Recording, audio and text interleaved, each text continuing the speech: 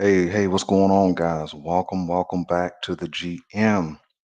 Appreciate you guys for tapping in, whether it's in the live stream or whether it's in the recording. It doesn't matter, man. I appreciate your time, your effort, and your energy. Uh, so today, man, we have a lot of conversation to get into. The main topic of today is going to be, can the Baltimore Ravens remain at the top of the AFC North? And we began this conversation, I believe it was on last Saturday, where we talked about the Bengals and the Browns. And I wanted to get back with this conversation earlier in the week, but hold on, let me see if my mic is on down here. Let me make sure. Yeah, it's on. And give me 1 second. I always kind of get a little bit anxious when we get started that everything is working like it's supposed to. And we do have the right mic on, so we in good shape. All right. And um, so the Baltimore Ravens, of course, are two-time defending, if you will, AFC North champions, right? And last year was probably the toughest of the AFC North battles. We kind of went down, I guess, I think that was week 13 when we played the Steelers again. I think we had the Philadelphia Eagles, the bye week, the Giants, and then the Pittsburgh Steelers. Um, and then the Texans. I think I got that correct. And so we kind of went right down to the wire with the Pittsburgh Steelers. Actually, we were trailing the Steelers the entire season uh, because we got up to a 0-2 start, as you guys remember. And then we got on track, and then we had a loss to the Browns. We had a loss to the Steelers. We had a loss to the Philadelphia Eagles. But at the same time that we were kind of falling down, getting up, and then falling down, the Pittsburgh Steelers began to fall as well. And whether that was due to injury, quarterback play, or a combination of both, it is what it was, and it was what it is. And so we end up taking the crown, getting the third overall seed in the playoffs, and you guys know how the rest of that season went. And so, a question would be for us is, have we done enough? Have we done enough to maintain our seat at the top, right? Our seat at the head of the table, you could say. And you guys know what we've done this far in the off season, and you guys have seen, or I showed you guys what the Browns had done. I showed you guys what the Bengals have done, and the Bengals right now seem to be in a little bit of a contract dispute, if you can call it that, with Trey Hendrickson.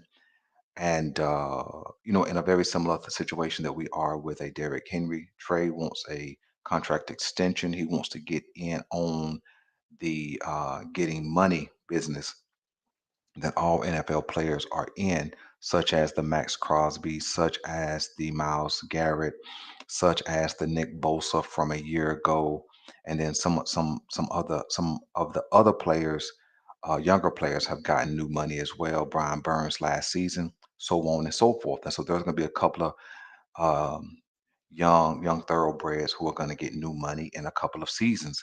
And so Trey, being an older player, not old, but just an older player, wants to get in on that. So it looks like him and the Bengals are in some type of dispute. I believe that there will be a lot of major moves on draft night, right? Business seems to get done when the clock is ticking. And so I think that they actually part ways after, excuse me, right before draft night, on draft night, or sometime during those 3 days of drafting. And so, um, but of course, we understand what the Bengals are headed towards. They're headed towards an all offensive campaign in 2025, where they've signed and raised the wide receiver market with Jamar Chase. Then they, of course, retain T. Higgins. And I'm sure they're going to get another couple of dudes in the draft to kind of offset some of that money that they have at the top of that wide receiver class. We know that the Bengals, for an example, have rebuilt their offensive line. We talked about that last week, and so it looks like they're gonna definitely take a running back in this draft. So it's gonna be all guns a blazing when it comes to playing the Bengals. So your defense had better have some back end talent and some front end talent because you're going to have to defend and your offense is going to have to put up some points. And of course, with the Browns, I believe I understand what they're going to do. I believe I understand what they're working on, and we'll talk about that. Today is what, guys? The 5th, the 12th. We'll talk about that on the 19th, where we will mock the entire AFC North. And so, unless something major changes, I got my plans and my ideas pertaining to that mock draft. And so now we turn our attention to the Pittsburgh Steelers. Um, the Steelers, I believe, have raised their level of competition. Now, they have lost both their quarterbacks from last season. Justin Fields left, and he signed with the New York Jets. And Russell Wilson, I think, yeah. Um, He joined him in New York, but he went to the New York Giants. And so Pittsburgh won't have either one of their quarterbacks from last season. They did bring back a familiar face in Mason Crosby. No, that's not his name. Mason Rudolph. Sorry. I don't know who Mason Crosby is. Oh, yeah, he's a kicker for Green Bay. They brought back Mason Rudolph. And I know that the sentiment around that was the Pittsburgh Steelers don't have a quarterback. But like I said, I believe I know what they're up to as well. I do believe they're going to mess around and sign Aaron Rodgers. Aaron Rodgers has kind of pulled off this trick where he is playing um, the game of delay. He's trying to get the team to meet as many of his metrics as possible. And really, I think Aaron Rodgers has ran out of options. Everybody has pretty much all the 31 of 32 teams, with the exception of the Pittsburgh Steelers, have their quarterback situation figured out. Right. I know there had been some rumors that he could go to Minnesota, but I think Minnesota's just going to run with McCarthy. And so, because they're going to have to see what he can do, right? They drafted him in the first round, so Minnesota's going to have to see what McCarthy can do. Therefore, it kind of leaves Aaron Rodgers really with one option, and that's the Pittsburgh Steelers. Now, I think Pittsburgh, if they don't get a deal done with Aaron Rodgers, could kind of just move on. But I still do believe Pittsburgh takes a quarterback in this draft. And so let's talk about them raising their level of competition. What am I talking about, right? Well, the Pittsburgh Steelers have always been competitive with the Baltimore Ravens, even as the Baltimore Ravens and Lamar Jackson linked up in 2018. The Pittsburgh Steelers have a winning record in that 7 year span going into an eighth year. Indeed, the Baltimore Ravens did beat Pittsburgh in the last game, not the last game of the regular season, but their last matchup in the regular season. And then they also beat them in the playoffs. And Pittsburgh is not the same team that we beat the last two games that we matched up against them from the 24-25 season. They're just not. And although their quarterback position is going to look very different in 2024-25, excuse me, from 24-25, I think they're still going to bring a high level of competitiveness to the table. They always do. If you think back to our matchups, uh, the Baltimore Ravens dominated uh, in the last matchup of the regular season, and then they dominated also in the playoffs. But when you look at the early game, right, that's the game that uh, Justin Tucker couldn't get right, and obviously, you know, he hasn't gotten right in some time.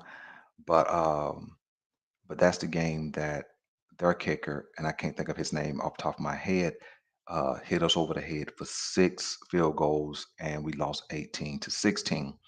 Well, why was that? Well, like I did a video before that game. Sometimes things playing the Pittsburgh Steelers just happen, unexpected, unforeseen. Things just happen, and so if you remember that game, I should have pulled some clips, but I didn't. If you remember that game specifically against the Steelers, Derrick Henry, I believe it was on his first carry, fumbles the ball, right? Then you had Isaiah Likely right before the half, fumbled the ball. Then you had a pass that went to, I believe it was Justice Hill along the sideline that their linebacker, again, I can't remember his name, took away from Justice Hill, right? They both had the ball. He comes down with the ball. It turns into an interception. Things in that game just happened. And and that's kind of how it is when we face the Pittsburgh Steelers. And in truth, I'm not 100% sure why things just happen. I'm not sure why things just happen against the Pittsburgh Steelers. I'm not sure if we get nervous. I'm not sure if we have the big brother syndrome or little brother syndrome when it comes to Pittsburgh, where we become a lesser version of ourselves. But they've definitely been having their thumb on us for the most part over the last 7 seasons. Yes, we have won some games, but only the last two have been in convincing fashion. And again, I understand it's an AFC North matchup, so there's never really a high level of domination, right? But the case in point that I'm making is that the Pittsburgh Steelers went 1-1 against us in the regular season, and then 0-1 in the playoffs. But Pittsburgh has changed. And so let's look and see what they did this offseason thus far. Okay. When you look at what the Pittsburgh Steelers done, right? So last season, they played with Dante Jackson at one of the corner positions. Well, this season, they're going to play with Darius Slay, right? That's an upgrade, right? 100%. That's an upgrade. Okay. And then when you look at the linebacker position, oh, familiar face, familiar name, Malik Harrison. And so he is another Baltimore Ravens linebacker who walks over to the Pittsburgh Steelers. Now, I'll tell you something. I believe part of the reason why Pittsburgh continues to pick up Baltimore Ravens linebackers is because Patrick Queen knew the defense that Baltimore runs, but he also has played against Lamar Jackson and the offense. Well, remove Patrick Queen, and then you have to see Malik Harris get a little more run, a little more experience with Patrick Queen gone. So he leaves. But what does Malik Harrison leave with? He leaves under the new defensive coordinator or from under the new defensive coordinator, Zach Orr. Well, what does Malik Harrison know? He knows the defense, right? And I'm not saying they're over there giving trade secrets, but why wouldn't they? They don't have any fidelity to the Baltimore Ravens at this point. And so why would they? Why would they let me see, let me do this right here. Why would they do us any favors, right? And so um so in truth, uh um I think that's why. I think I'm not saying it gives them a great advantage or anything like that, but I think it does give them some sort of competitive edge. Having two Baltimore Ravens linebackers who actually have been in the Baltimore Ravens locker rooms, on the Baltimore Ravens practice field, on the Baltimore Ravens squad for a number of seasons. Hold on, let me see. Let me see something. Let me check something right quick. Hold on 1 second. Let's see here. Um, Let me get over here and see something.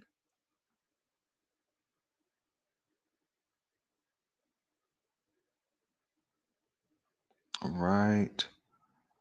Um, don't know what's going on with my chat. Jeremiah, I see you in there, brother. I appreciate you. Um, Let's see if I can fix this chat. Not sure why it's not doing what it's supposed to do this morning. I can't wait till I switch um, streaming providers. But nevertheless, man, um, let's keep rolling. And so then, um, of course, you see the quarterback situation. They brought back Mason Crosby, and then when you go down to the safety position, what you will see is Juan Thornhill, right? A solid player to add to that safety room. And so you can just see that the Pittsburgh Steelers are continuing to stack talent defensively. When you look at their safety room now, it's going to consist of Nika Fitzpatrick, Juan Thornhill, and Deshaun Elliott. I believe Deshaun Elliott is still there. I don't see any news that he had departed, and I don't think he was a free agent this past season.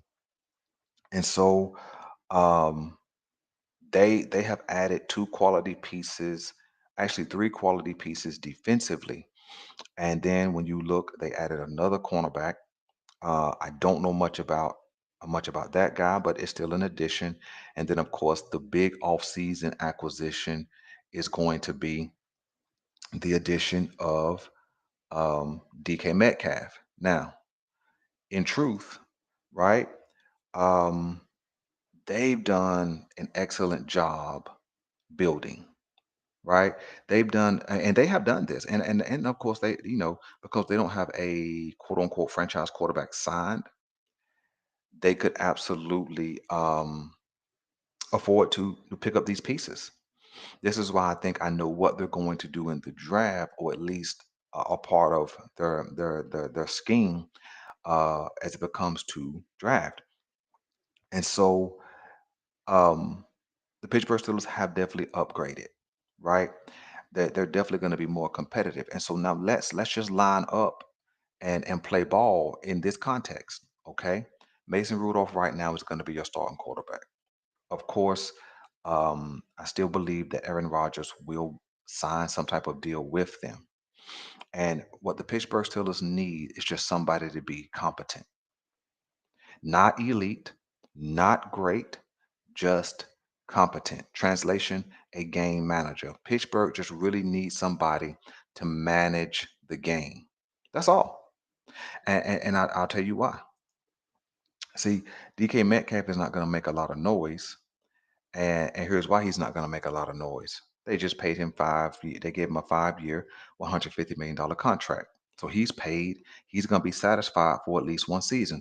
That's all Pittsburgh needs. They just need him to be satisfied for one season, right?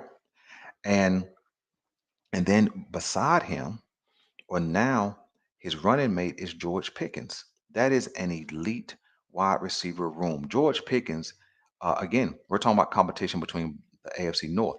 George Pickens gave us a headache all by himself. George Pickens gave us a headache from time he was a rookie, and his running mate was Deontay Johnson.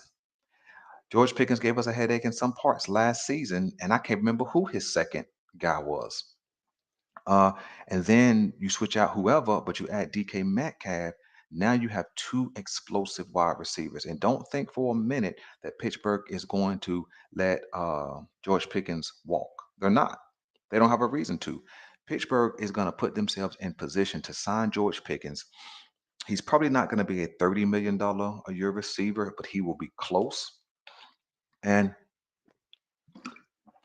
what I believe they're going to do is we get a rookie quarterback to be their guy in the 2026 season, but they're going to draft him this season because when the Pittsburgh Steelers have consistently put in effort um, to build their offensive line. They let Najee Harris walk, so they're going to lean on Jalen Warren. And what they're going to do is they're going to pick up another young running back in this draft that offsets running back cost. They have Fairmouth, and I'm just talking about offense, right? I'm just talking about offense. And so what they're going to do is they're going to cheap it out at the quarterback position. When you get that quarterback, whether you get him in the first round or the second round or the third round, you got him for 4 years of cheap deal, right? 4 years of cheap contract. Well, what does that do? That allows you to to keep your wide receivers at an elite level. That allows you to keep your offensive linemen. That allows you to keep your running back room together. And so, with that said, hold on one second. Let me jump over here and check out what the chat is saying. Give me one sec. I don't want to get too far and let too many comments go by before I check them out. Let me see right here. Let's see. Uh,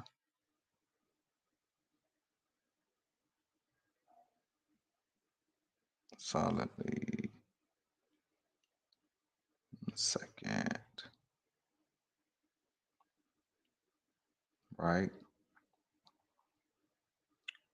to the playoffs. Okay,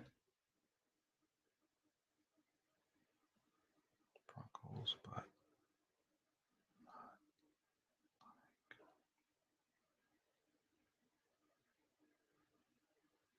for the 10 years. Okay. Yeah, Jeremiah, I do agree.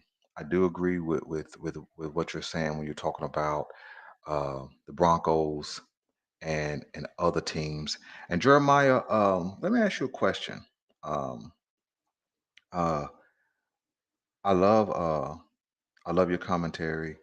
Uh, would you be interested in jumping into the live stream on Saturdays when we go live? I would love to hear your perspective.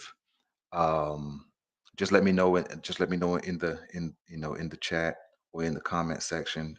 Either way, I would be super interested in having you aboard to debate some of these topics. Not even really debate, but to banter back and forth on some of these topics. Um,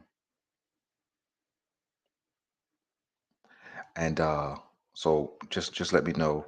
I'll be keeping an eye on the chat or either comment section. Let me know if you'll be interested in jumping into the live. You ain't got to turn your camera on or anything. You can just talk audibly, and we would absolutely. Let me roll back up. Check out other any other comments. Nope. Right now it's just me and Jeremiah. So anyway, uh, okay, hold on. Let me get all the way back current. Let's see. Set it up. Okay. Okay, Jeremiah. Listen, I appreciate that. I appreciate that. Me and Jeremiah, guys, um, we have had a lot of banter over the last probably year and a half, and he always brings a wisdom and a balance uh, to the conversations, and so I absolutely love to hear from Jeremiah. Love his perspective, and so I'm going to be looking for other people to jump in here on Saturday morning specifically. 'Cause this is going to be our elongated live for the most part. And so, thank you, Jeremiah, for accepting that invitation. I will get that set up, and I will definitely be in contact with you. So let's get back into um, our regularly scheduled program. I keep my eye on the chat as we're talking. So anyway, and so I think that excuse me, I think that the Pittsburgh Steelers have elevated. Now, am I saying that they're better than the Ravens or anything like that? No, that has to be played out on the field. There's a lot of teams that have not been better than the Ravens, but have given us some work on a game to game basis. But when I look at the roster that the Pittsburgh Steelers are putting together, it's becoming more and more impressive, right? When you look at an Darius Slate, although older, still quality and still an upgrade over what they had last year. When you look at adding a vet like Malik Harrison, who can be a special teams ace and can give you some work in the interior and on the edge, that's quality. When you look at adding a vet like Mason Rudolph, all he has to do is put the ball in the right place. George Pickens has proven that he can get busy with whoever's at the quarterback position. And then DK Metcalf, of course, is a 6'3", 6'4", uh, guy with great speed who can get open. And so it kind of creates a little bit of a fear basis for what we're going to do in Ravens Nation on the back end. Not just us, but for the whole AFC North. I think that they have definitely raised and or elevated that level of competition. And so and you add Warren Thornhill, um, and then you add, of course, like we said, DK Metcalf. And so the question then becomes, how can the Baltimore Ravens remain at the top? Okay. And I think where we're going to shift this conversation is going to be to the context of we're still at the top. I just think that all the other teams in the AFC North have also risen. It's kind of like for example, it's kind of like uh, going from shallow water to deep water, right? When you're in shallow water, everybody can stand, right? Um, everybody can stand up in shallow water. And the Baltimore Ravens, offensively and defensively, uh, um, could stand, right? Could stand in shallow water when things were down, but then we also could stand in deep water, right? And we had been the only team to be we've been the only team to really be able to do that. We when things got thick for us, when things in the AFC North were more competitive, um, things were closer. The truth of the matter is, um, we were the only ones being able to withstand the tide, right? The rising tide. Uh, hey, good morning, Kay Bleezy. I think I got it right. Good morning. Good morning. Great to see you in here. Um, and so now I think that everybody else's water is rising as well. We're not the only ones that's going to be in deep water. We're not the only ones that has the capacity to withstand the rising tide, right? Everybody in the AFC North, when we take a census, right, or a consensus, either way, we have to agree, right, that the AFC North competition has risen. That is absolutely no question. And so, um, Browns are better, right? But the Browns are better. The pre-draft, in fact, the Bengals are better. Even if they didn't add anything major, I showed you guys the list of players that they added last season. Excuse me, this off season, and no major names, but they added a lot of supplemental parts, and that's how you build a team. When you figure out what you want to do, they're going to go dominantly offense, then you add some pieces defensively, and then what they're and I tell you, let me park. Hold your comments just for 1 second. I want to park right here for a moment. The Bengals are almost now. This is going to be a little bit of a blasphemy, okay? Everybody, just hold your comments in the chat for a second. Let me speak to something when we're talking about the Bengals, and then we're going to move forward. The Bengals have in some ways taken a Philadelphia Eagle type of approach. What are you saying, Belanger? So they've added and subtracted some parts over the last couple of seasons. Because remember, this is the AFC North conversation. Okay. But the one piece they refused to let go of was who? T. Higgins. Even to the point where they had to franchise tag him last season, they were able to keep him and then sign him to a deal. Now, they have the most expensive room of wide receivers in the entire league, right? But the truth of the matter is that just says to me they know exactly what they're trying to do. What they're trying to do is say, hey, you know what? We're going to put up 35 a game, right? What they're going to absolutely do is add a really good running back. I believe they get one in the second round. But if Genty falls to them, this is what we're going to mock the AFC North. But if Genty falls to them, They're going to take Genti in that first round. I absolutely believe that because what they want to do, nobody has said this. I haven't really had time to check out the what's that thing? The Locked On Bengals channel or any other Bengals information. But what they're going to want to do is score 35 a game. That's what they're going to want to do. Okay, and if they can avoid getting off to their traditional slow start, I believe they can accomplish that. So what do they need from defense? What listen how crazy this is. What they're going to need from their defense is simple. If we're putting up 35 a game offensively, let's even make it even more palatable. Let's go 31 points a game. That's four touchdowns and a field goal. If we're doing 31 a game offensively, what do they need the defense to do? Hold them to 28, hold them to 24. That's all they need the defense to do.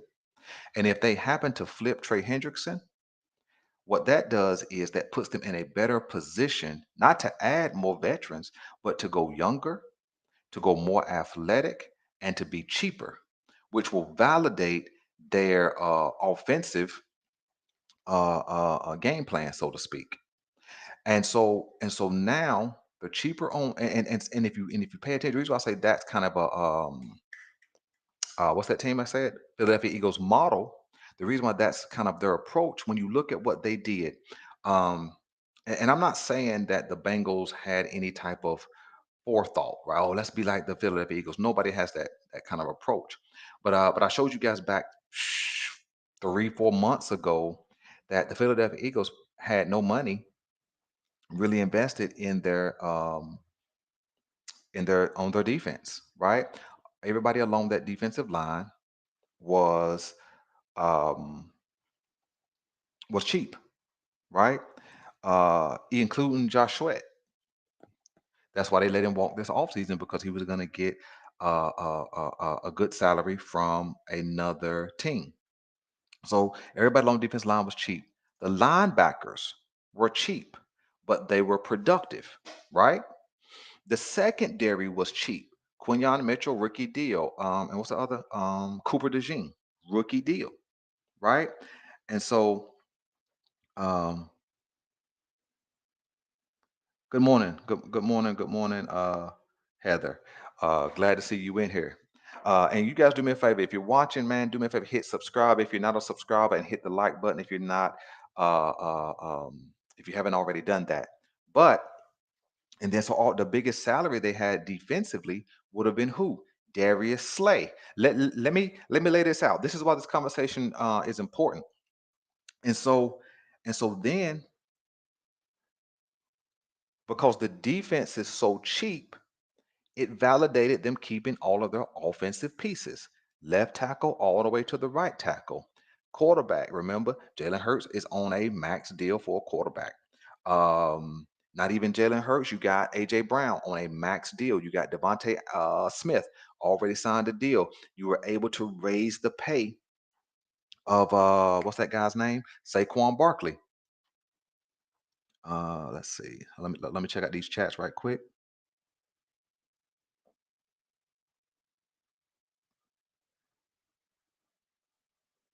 They had Huff. Okay. I forgot about Huff. Let's see who else. And they had Bradbury. Okay. I see what you're saying, um, Jeremiah. But hold on. But what the point I'm making is essentially they were cheap, right? Let me let me let me let me tell you what I mean by cheap. I don't mean they wasn't making money, right? When you make when you make millions of dollars, right? That's not cheap. But I'm saying in comparison, so for example, Marlon Humphrey, right, is his cap number last year and this year is going to be somewhere between 18 and 25 million. It's going to be the same this year. Well, actually they reworked this deal, so it's different. But coming into this season, it was going to be 25 million. That's more than anybody making money on their defense right now. That's one player. Okay. And I understand that Marlon Humphrey got signed many, many years ago, right? And so I'm not disputing that their guys were getting paid. The point I'm making is in the grand scheme of things, when you do a real comparison, right? Their defense was relatively cheap. When you look at our defense, what's that guy's name? Middle linebacker, Roquan, $100 million guy. That's an APY of $20 million. I think it was 5 years, 100 million, something like that. I may be off. And then we signed Metabike to $100 million. Now, whatever you think about those contracts, we'll talk about that later in a broader conversation next week. But whatever you think about those contracts, that gets super expensive on one side of the ball. But when I with the comparison between the Bengals, we're supposed to be talking about the Steelers, but we're talking about the Bengals. But the comparison between the Steelers and the Bengals is the Bengals have are going to be a relatively cheap defense, especially if or when they flip Trey Hendrickson. What I'm specifically pointing to is that that validates, or even better word is offsets what the Bengals have did offensively with their money. I've seen. I was watching. I think it was a Carolina Panthers podcast, and they were talking about the Bengals and how the Bengals had paid T Higgins, and I think because I think they wanted T Higgins or something like that, and and they were talking about the money they had invested or whatever. But this is how you do it. You have to get relatively cheap on one side of the ball at least for a couple of seasons, um, and so that you can invest in one side of the ball. And whether you like that approach or you don't like that approach, the question has to then be, is it effective? That's what we want. We want an effective approach. And of course, it was effective for the Philadelphia Eagles. The other thing the Eagles did, I don't know how we got on the Eagles, but we're here now. The other things the Eagles did is they were willing and able to get off of uh, um, players a little early, able to get some draft capital for some players, which also offset contracts that become dead and dying. I told you guys what I meant by a dead and dying contract. A dead and dying contract is one of those contracts that no longer produce the same level of return on investment. Nevertheless, so the question is, how can we remain at the top? Okay, so because if we're at the top, if we're up here, everybody else is now raising the level of competition. See, because remember, a couple of weeks ago, I did a live, and we were talking about specifically, have the Baltimore Ravens progressed, regressed, or maintained success? And what we kind of came to an agreement on is that they had maintained a level of success. The Baltimore Ravens have not elevated, this is just my opinion, they have not elevated anything this off season, right? Maintaining Ronnie Stanley, Patrick Ricard, Tylan Wallace. Yes, they did add DeAndre Hopkins, and to me personally, it's a marginal upgrade over Nelson Aguilar. DeAndre and Aguilar are not the same player. They don't have the same skill set. They do different things, and so I think it is an upgrade, but I think it's going to be marginal at best. And so we've maintained a level of success. Browns have made progress. The Bengals have made progress. If nothing more than just going all in offensively, at least they made a decision on what they were actually going to be doing. The Pittsburgh Steelers, based on what I just showed you, their team building concept, they've made progress as well. So the tide waters around us are now rising. And so I think that I think one of the main things that the Baltimore Ravens must do, they have to do, is they have to add some game changers, right? And I know that I say things different. My thought on things are different. Uh, in fact, it's a lot different. It's a lot different than status quo. It's a lot different than the traditional way that people will talk about ball, so on and so forth. But that's just me. That's just how I think. It's like let me give you an example. Like in the NBA, right? Everybody from a mid-tier player up to the elite players are called superstars, and everybody's not a superstar. Just like everybody who's gotten into the Hall of Fame is not a Hall of Famer. But you're getting longevity awards and participation awards. Okay. And so in the NFL, right? Um, I think that that's what we're seeing when you come to building and roster building. For me, a game changer and a playmaker is two different things. Two different things.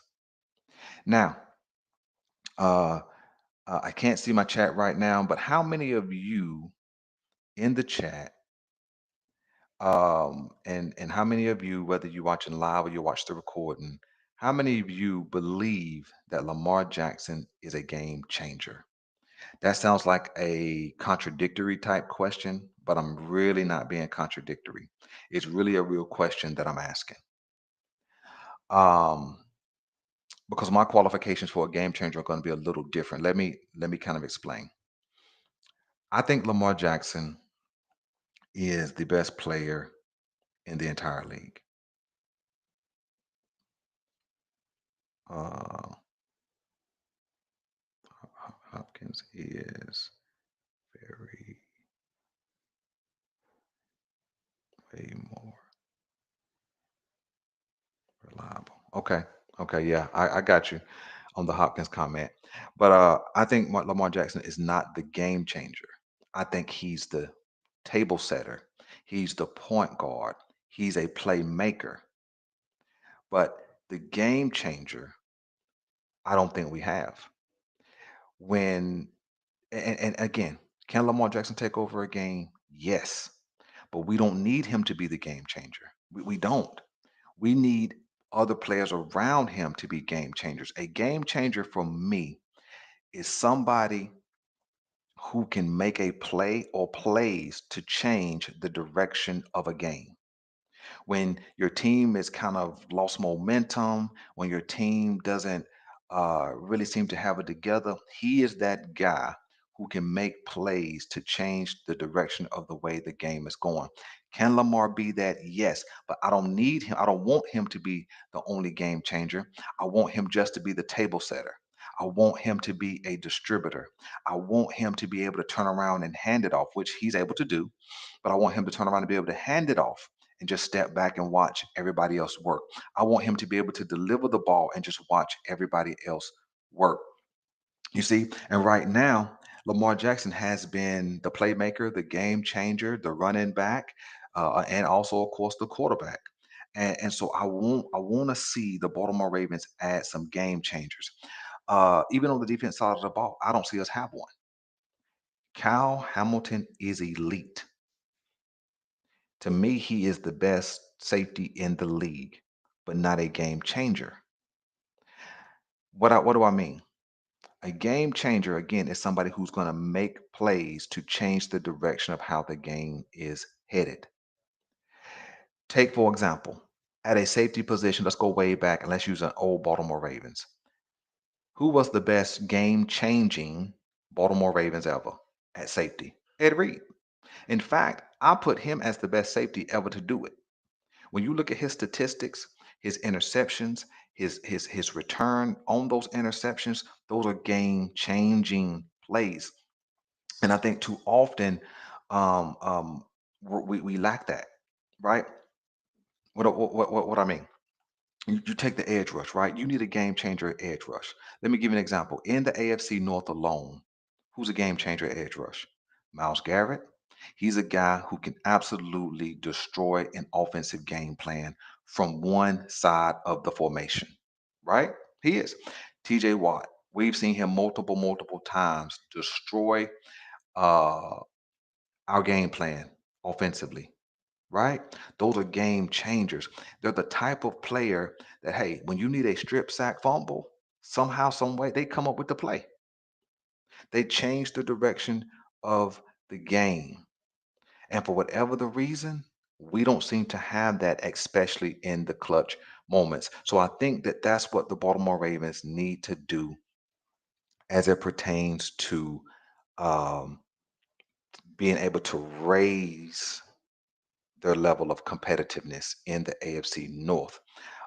Let's and with that in mind, all right, give me 1 second. Let me jump over here to the chat. Let me see what Jeremiah is saying, and if anybody else has commented with him. Let's see.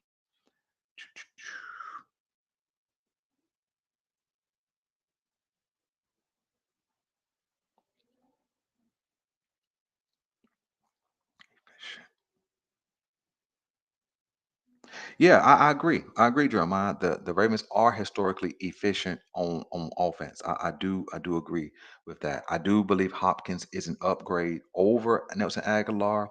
He is more reliable, but again, I still think it's going to be a marginal signing. Let me go back and see if I missed anybody else in their commentary. Uh, let me see. Let's see.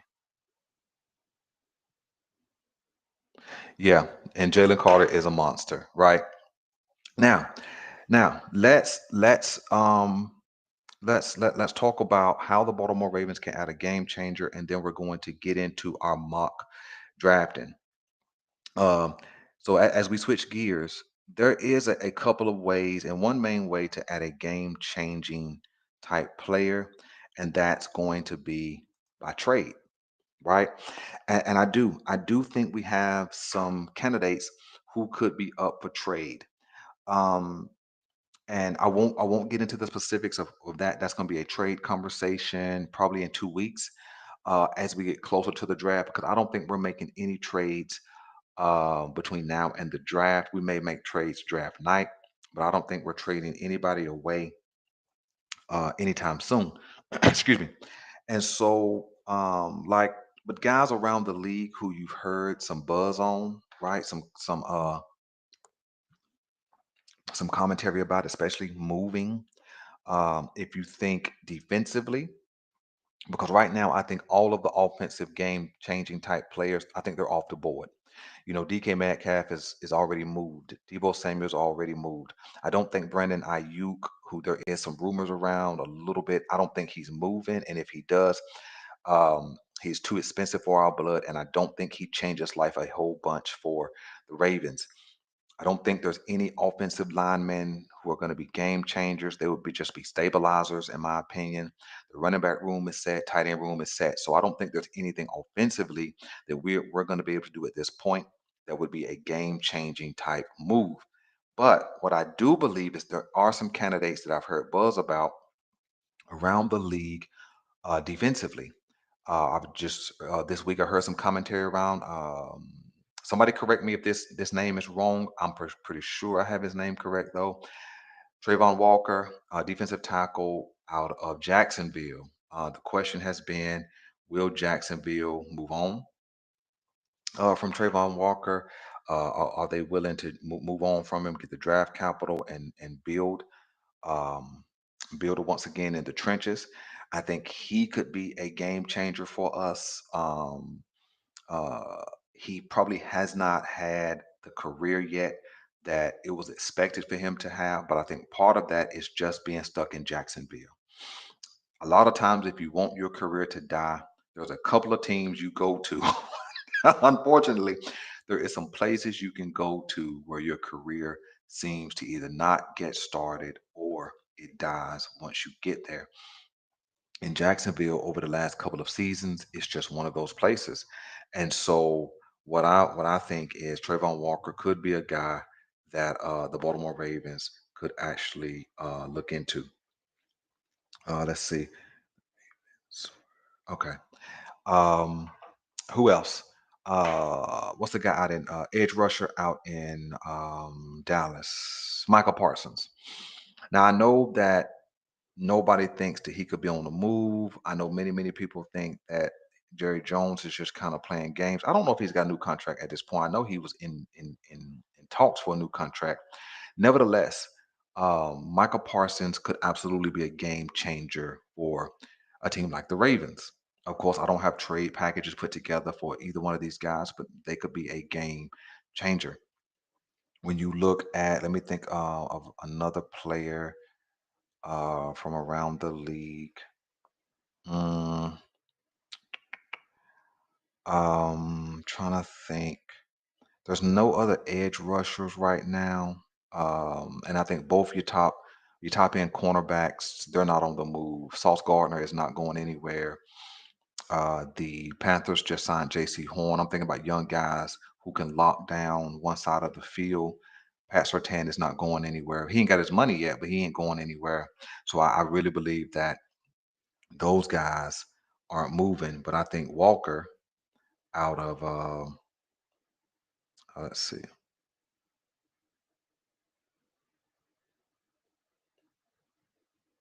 almost exactly like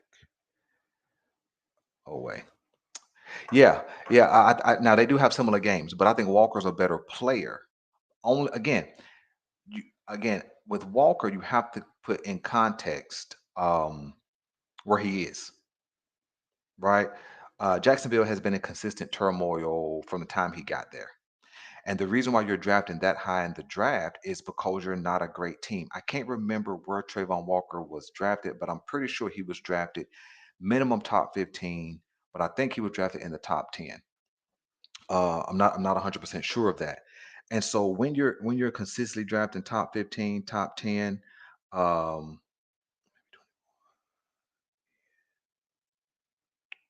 in Green Bay. Oh yeah, yeah, yeah. Yeah, 21 in Green Bay. I could see that. I could see that for sure. And so that's what I'm thinking, right? I think the Baltimore Ravens need a game changer, right? Listen, you guys aren't gonna lie. We get ready to get into our mock draft. And no matter how you're listening in live or you're listening, you're gonna watch it in the recorded. Um, there's nobody in the draft that's going to change life immediately for the Baltimore Ravens. See, we got to remember specifically, I'm talking about adding a game changer. And at 27, 59, 91, it's not going to happen. There's not going to be a game changer there for us. And so, again, we're still going to have to rely on the vets that are here, and or we're going to have to just kind of keep it status quo. And so let's move to our mock draft. Let me do something. There's some other things that have popped up on my screen that are blocking my stuff. Give me 1 second. Let me get this stuff out of my way and let's get into our mock. So now remember, as it pertains to now, you won't see an entire mock. A couple of weeks ago, what I decided to do instead of going week every single week, giving you a 4 and 5 and 7 round mock draft, I would just go round by round. So if you remember, what I did was I traded back, and in that trade, unfortunately, traded with the Cleveland Browns. But in that trade, we picked up, we got pick 33, and then we also picked up, we also picked up pick 67. We still had 91, which is our pick, and so now we have 4 picks in the top um, 3 rounds, right? So we have 33, 59, 67, 91, and then we still have the top fourth round pick that we had. So that's how I'm doing this mock draft. So we've already done pick 33. We've already done pick 59. So today we're going to look at pick 67. And so what I did is ran the simulator. And so I'm presenting some of the best players available at a position of need. So when you don't see a particular position that I'm showing to you, then what that means is that position has already been picked. And so what I'm going to do is I'm going to reveal our entire mock on draft week. So let's get into our first set of players, and let's go. Let me do this. Let me do that. Now let's get into our mock. Here we go. Okay, let's go right here.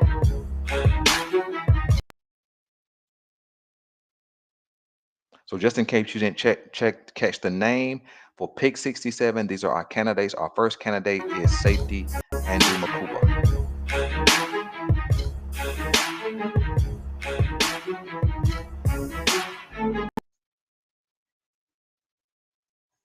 Okay. Now, Andrew Makuba is a safety. I didn't mean for the next name to pop up, but it is what it is. But so Andrew Makuba is a safety that has gotten a lot of buzz lately, and he's 5'11", 6 foot, about 186 pounds, and he's a safety that has really good range. He has good speed. He's like a 4.45 guy, and he has ball hawking skills. Now, if we had the opportunity to get him at pick 67, I think it'd be a great opportunity. Now, I don't want to hype him over some of the other guys I'm going to show you, but he is uh, one of my one of my favorite players in the draft at the safety position, even more than Malachi Starks, even more than Watts. I like Makuba, and if you paid attention in the highlights, what you see, he's a heavy hitter. He will come down and support the run from that free safety position, and he has good eye discipline. He has good route recognition, and I think that he could be an upgrade over Darius Washington, who has not signed his deal yet. And so I think Akuba would be a great value, even though that would be picking him around where he's expected to go. I think what he can do, especially if he has time to just watch the game and develop and get on the field sporadically, I think by the end of the season, he could be a top end safety, forming one of the better safety tandems in the league alongside Kyle Hamilton. But let's not stop there. Next up is cornerback Denzel Burke.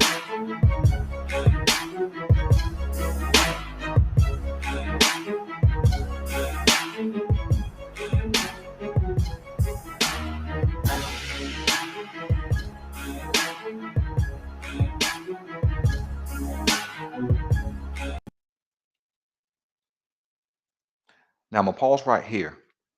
And one thing you will see from Burke already is that he also supports the run. Now he's about the same size makeup, 5'11", 185, 190, somewhere in there. And he does not have elite speed, but he's quick. He's probably sitting around that 4.5 speed. But he does have good arm length. Um, he is good in coverage, but he's better in zone. He definitely needs to improve his man coverage ability, but he's a guy who is opportunistic. He will some take the ball away, um, and he's aggressive, which of course we like. I think that with a player like Denzel Burke, and again having the opportunity to take him at 67, I think that he could offer the Baltimore Ravens um, an upgrade behind um, Humphrey, Wiggins, and Awuzie. I think he's an upgrade over almost immediately an upgrade over JAD just by being healthy. Number one, and then number two, um, uh, young talent on a cheap deal, and we would have him for at least 4 years. He doesn't have to come in immediately and just have to get on the field and be a starter. He can learn behind the vets like Humphrey and also Awuzie, and then he can just catch up to the game speed. But it's a position, cornerback is a position where we do need depth, and I think Denzel Burke would be a credible option at that position, especially at 67 in the third round. Let's watch the rest of his highlights, and then we'll get to our third candidate at pick 67.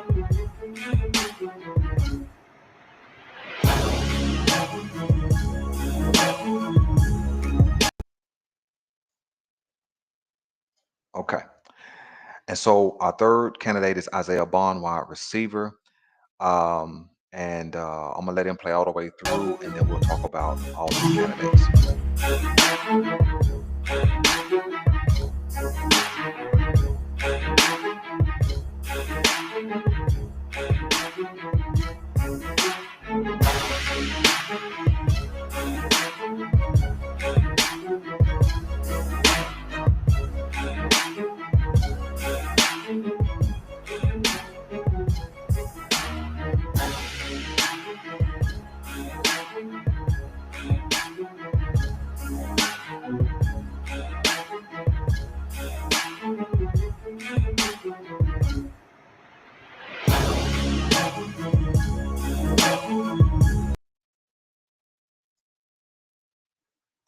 Okay.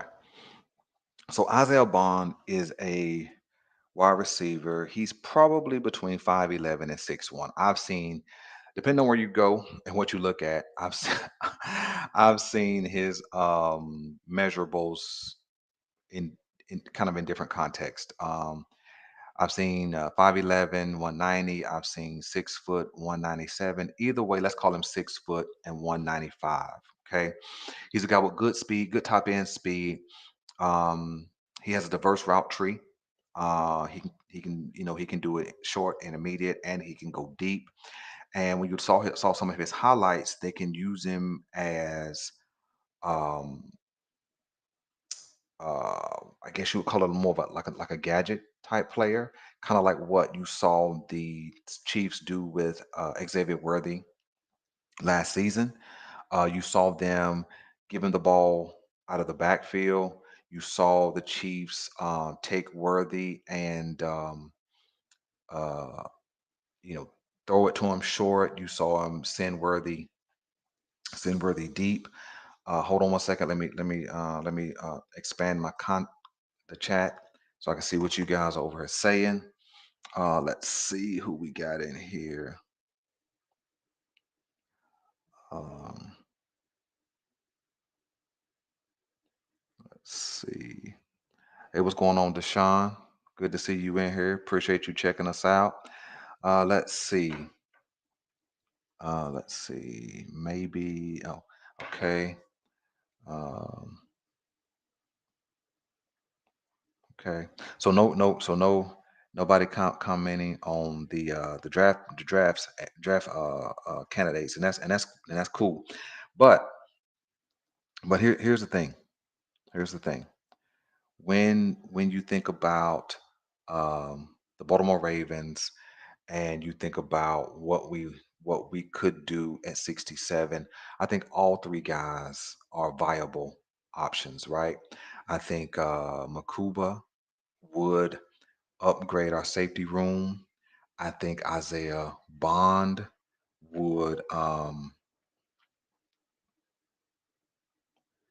uh um I think Isaiah Bond would elevate our wide receiver room. He would add some deep speed. And listen, here's a thing, man. I'm not sure if we have a real deep threat. Um uh Gosh, it's hard for me to say. It's hard for me to say that we have a real deep threat. I know you've seen some dudes get deep. You've seen, Zay catch a deep ball. You've seen Bait go deep, but I'm not sure if we have a true deep threat necessarily. And I think Isaiah Bond could be that.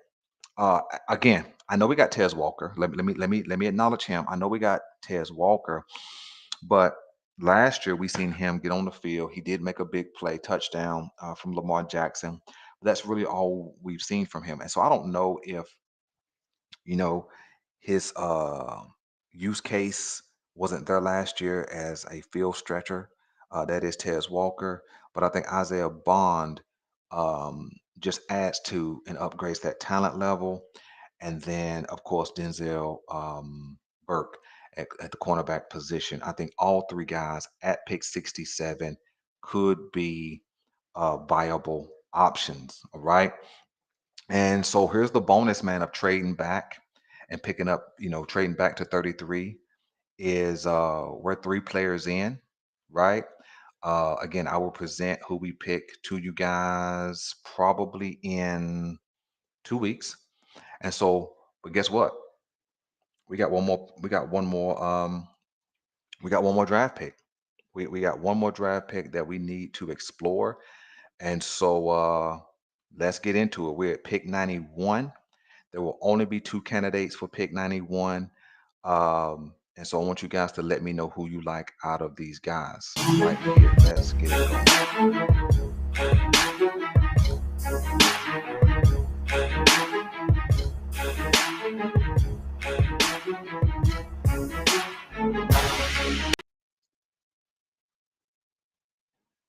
You know what? Let me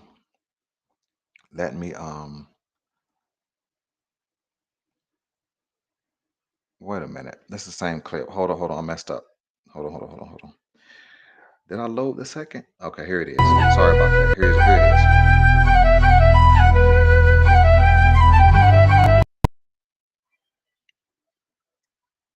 So this first player is edge rusher Jordan Burch.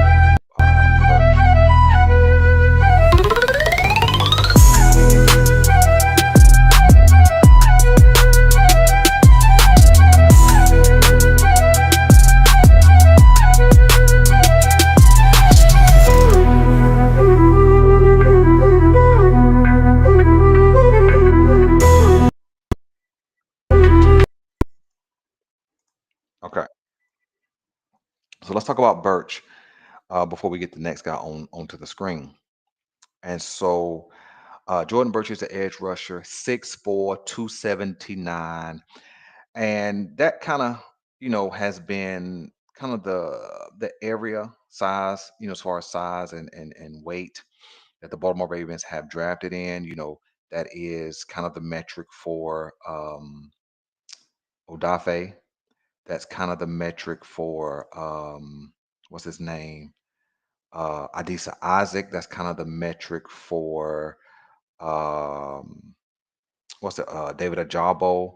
That's kind of the metric for the other guy on the Odafe, Ojabo, Isaac. There's one more guy. Who am I? Tavis Robinson. That's kind of they kind of fall in that big bodied edge rush.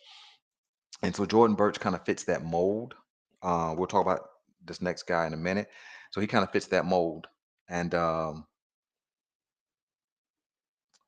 and and so here's what I'm thinking as it pertains to um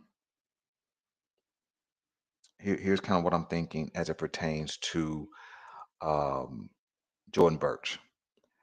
I like his size. I like his length. I do like his ability to bend the edge.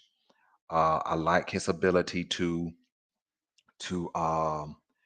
you know be disruptive.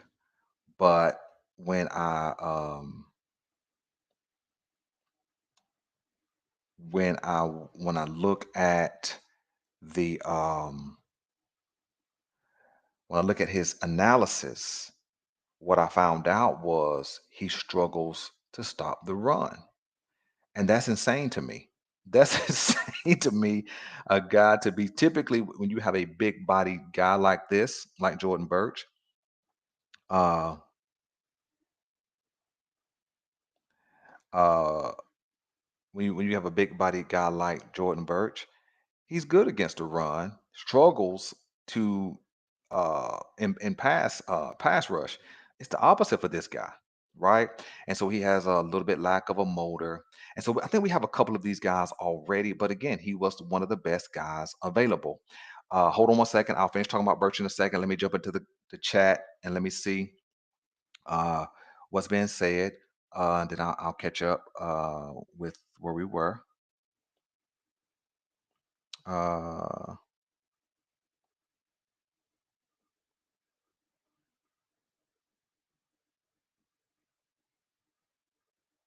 Yeah, I agree, Jeremiah. I don't know about mock drafts in general. I think that most of them miss, right?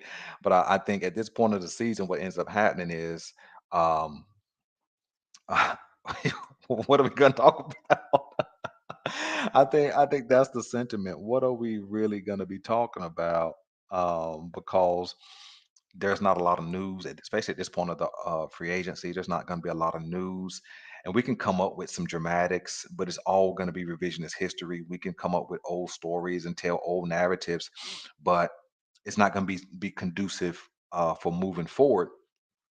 It's going to be just talking about what's already happened. So that's why I chose not to do an every week 7 round mock draft. Man, that's too cumbersome. I don't have that kind of time, and it gets redundant. You end up drafting the same players over and over again because unless some type of trade happens where positions get filled, that guy, for that team, will drop or rise or whatever. And so again, what would we be talking about this time of season? So I would be actually glad when the draft actually gets here so we can talk about what actually happens versus kind of projecting what will happen. But again, I just think it's a fun exercise. And that's why, I took this approach to just go round by round versus giving you a cumbersome 7 round uh, mock draft where you guys have already heard the commentary. But let me jump into the comments a little more and then we'll finish up with Birch. Let's see. See, Deshaun said he is my favorite defender.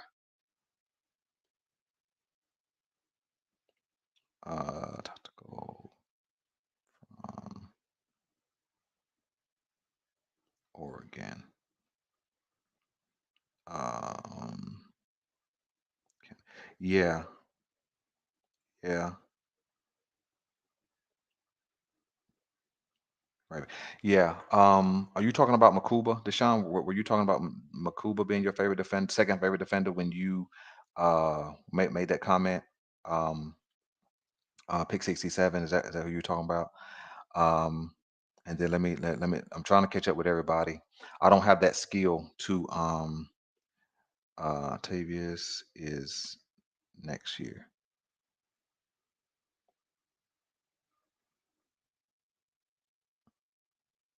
Yeah, I agree. I'm hoping Tavius Jeremiah takes that next step and he will make his imprint on the Baltimore Ravens. I think and again, um, I think he has to. I think he has to. Matter of fact, hold on. Let me pause the chat. I'm gonna get to you guys' comments. Just give me 1 second. Just hang with me. Let me pause it. Let's run the tape for Zay or Za, excuse me, Alexander, and then we can talk about it.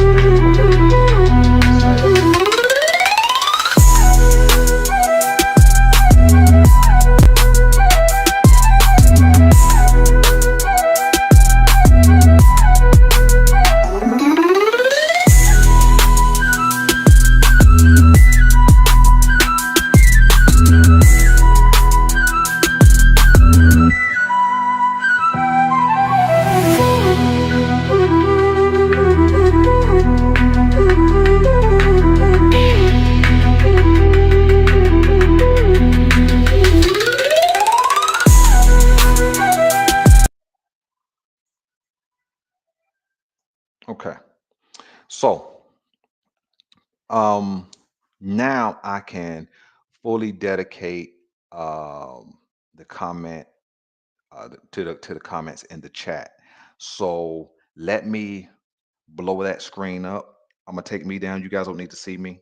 You guys have seen me for over 600 videos at this point. Let me take me down and then let me get over here and open up this comment section. I wish I had set it up to where you guys could see the comments, but I will be just talking to you guys about your comments. So I'm gonna catch up with you. So Jeremiah talks about a Jawbo.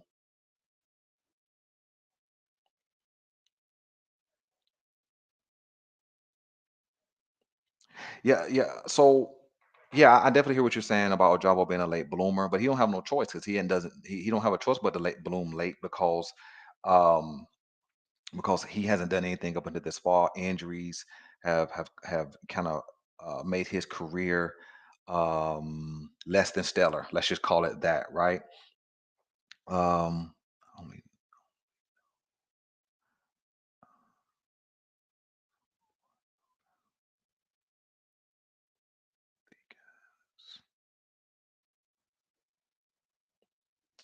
around 27. Uh, gotcha.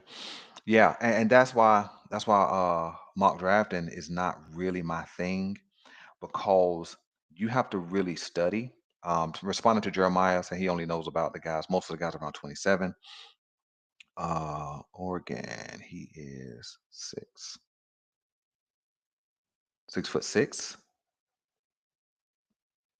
weighs about 290. Okay. Um, he is an edge, but you You can move him around. Deshaun, do me a favor. I'm just now catching up with all the comments.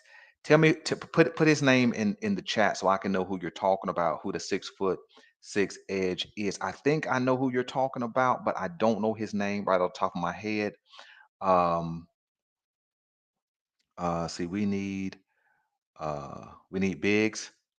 Yeah, Jeremiah, I'm in agreement. And so when you see my final mock draft, what you will see absolutely is that I do address the trenches. I think that's how. Let's see, and after Cam. Okay. Um, let's see. Let me see if I can catch. Okay, so now I think I'm caught up with you guys. Okay, so let me get these last two comments, and then we'll kind of continue. I actually really like. Okay, Jeremiah says he actually really liked our young players before now. Okay, and then let's see, getting Awuzie was huge. Yeah, getting Awuzie was huge. All right, so let's finish up our draft conversation, and then we'll kind of get to a place where we can wrap this thing up, man. I really thank you guys for any and everybody who's jumped in, man. Hit the like button, and then definitely jump over to the comment section, and make comments if you're watching this in the record. Um, so when we think about everybody that we've seen, whether it was Makuba, whether it was Denzel Burke, cornerback, or whether it was Isaiah Bond, right? I think they all have the potential to raise our talent level. I'm not one of those people who want to depend on a rookie to come in and change life. I don't like that, because a rookie, no matter where he is drafted, has no NFL experience. So dominating in college doesn't always translate to domination or productivity in the pros. And and so I think all of these guys have the opportunity to come in and change life or improve life for the Baltimore Ravens. They may not change life for the Baltimore Ravens. So when you look at the pick, those are pick 67 picks, and then pick 91. We had Jordan Birch, a big bodied edge rusher, 6'4", to I think 79. Uh, Good burst, good length to get around the edge, but struggles against the run. And then you have Za Alexander, and he's kind of a right place, right now, right time, right place type of a cornerback. He's kind of in position, but the problem is he does struggle to get his head around sometimes, and we definitely have had that problem with Brandon Stevens. But I would much rather take a chance on a Zai Alexander on a third round rookie deal than Brandon Stevens on a 3 year, $39 million deal.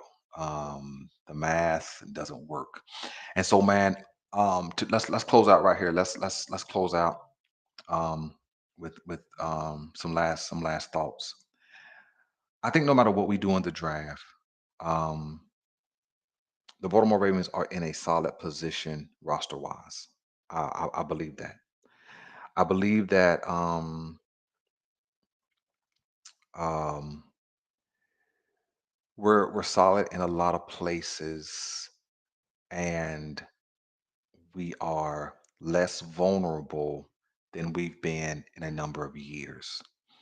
Of course, we have a question about left guard, and we have a dot dot dot for right guard, right? For Daniel Falele. We have a question mark at backup depth along the offensive line. And we have I don't know if we have any questions at edge more than dot dot dot. That means to be continued, to be answered later, to be determined. I think we at this point we know what Odafe is. I think at this point we can kind of understand what Tavis Robinson will be. I think with the interior we kind of know who those guys are. I think that with the linebacker room, we kind of understand. We know where Roquan is, and we have a question, a real question at um, linebacker, the partner with. I don't think we should go with a rookie necessarily to try to partner with Roquan. I think that we should go with a veteran um, at the second linebacker position because after that position, what I call the running mate for Roquan, after it was stabilized, the Baltimore Ravens defense started to play better. Roquan started to play better. And then when you moved Kyle Hamilton around, the secondary started to play better.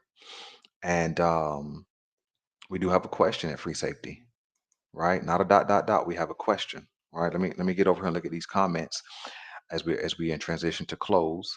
Let's see.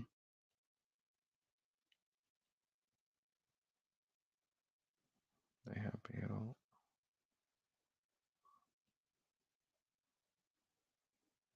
draft and develop. Okay, and get. Okay, okay, and then Jeremiah talks about Owe is um, ascending. Okay, uh, Jeremiah says Owe is ascending, and and again, I won't. Again, I'm not disagreeing with. Okay, let me make sure I get all of your last comments so I can speak to everything in a close. In a close, let me see. Let me get Deshaun's last comment.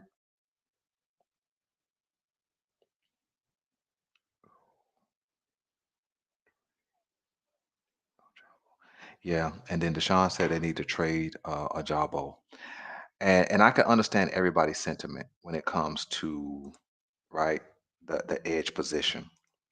Again, I'm not telling you guys that we don't have talent. At every level of this team, we have talent. Every level. But I think, like I said in the clip, um, not a clip, this slide right here. Let me show you what I'm talking about. Let me show you what I'm speaking to specifically. The the idea behind this live was, can the Baltimore Ravens stay at the top? And my sentiment isn't that we're not at the top. The idea is, can we stay there? Right? Can we have staying power? I'm not in the camp anymore that as long as we have Lamar, we have a chance. Is that statement a true statement? 100%. But I don't want to live there. I don't want to live in the world of as long as we have Lamar. That's not where I was supposed to be going. I don't want to live in that world of as long as we have Lamar, we have a chance, right? I don't want to live there. That's too much pressure on one guy to continue to do it, right? I don't want Lamar to be the game changer and the playmaker and the carry the burden for the entire team. That's why I'm talking about adding game changers. Now, in truth, I don't think there's a game changer in the draft for us, not at 27. Now, if we trade up for something, maybe, but again, that's too much pressure on a rookie. If you trade up for a rookie, that means he's going to do something his first year.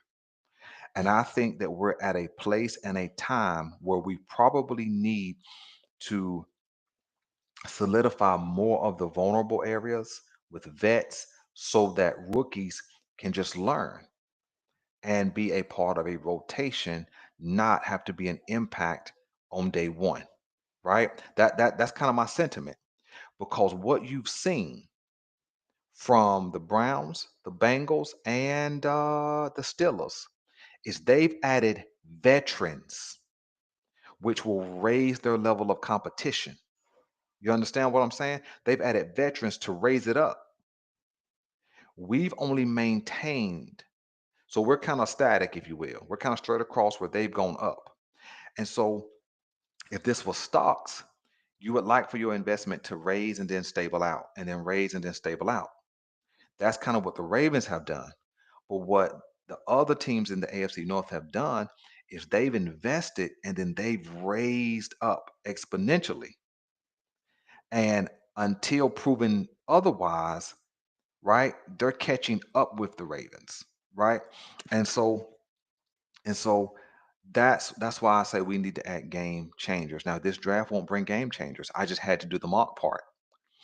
I think this draft will add quality depth. It will add young talent. And in a year of developing and watching the game unfold in front of them, they will absolutely be better.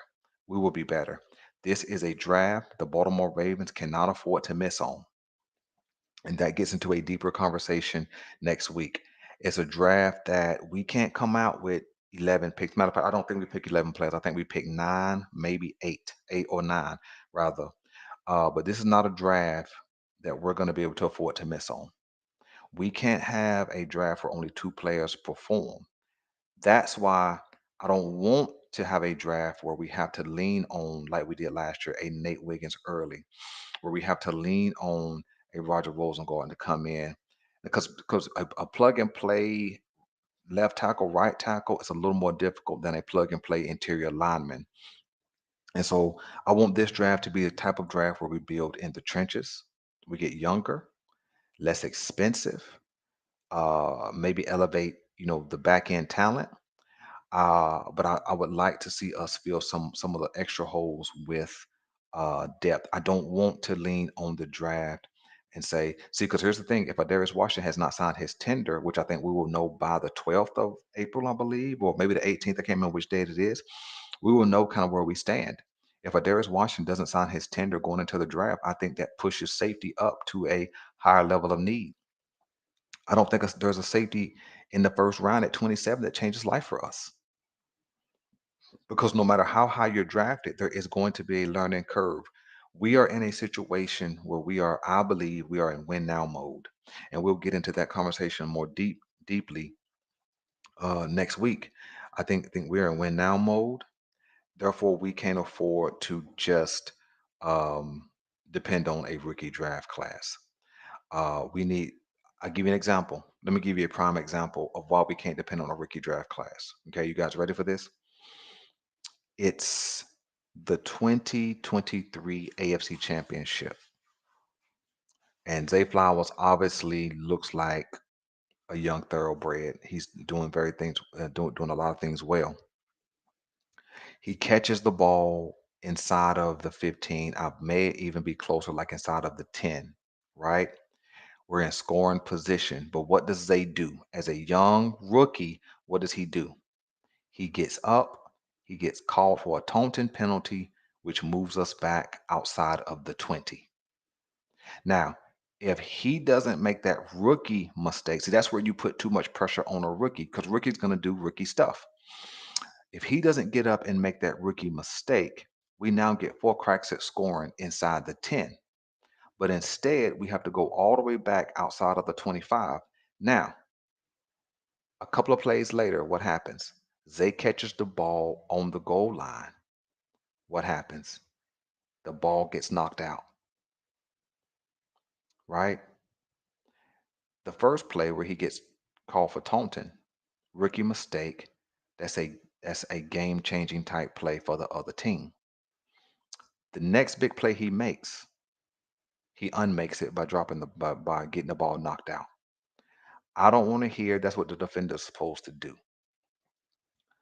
I'm saying a veteran makes a different decision. A veteran's not getting up and taunting because he understands the magnitude of the game. If either one of those plays are made, the end of that game turns out different, right? And so this is why I don't want to put too much pressure on a rookie to come in and start. That's why I would rather add a couple of more veterans that could strengthen some of our quote unquote vulnerable areas so that Rookies can just kind of fall in line, right? There's not listen, I don't believe that there is a rookie edge rusher that changes life. I don't believe that there's a rookie safety that changes life. I don't believe that there is um, a rookie cornerback that changes life. I think that they're going to add good depth. We need good depth. We need all everybody drafted this season to show up next season. We need meaning in 2026. We needed everybody who was drafted last season to show up this season. Now, again, I don't mean they have to come out and be a star. I simply mean their impact needs to be seen, needs to be felt. And so, man, that's what I got for you guys, man. I really, really appreciate you guys for hanging out with us. And we'll probably be back in the lab here live on Monday. And I thank you guys, man, for checking in. Again, hit like and subscribe if you haven't, whether you're catching it in the live or you're watching it in the record. Either way, man, I appreciate you guys. Bye bye.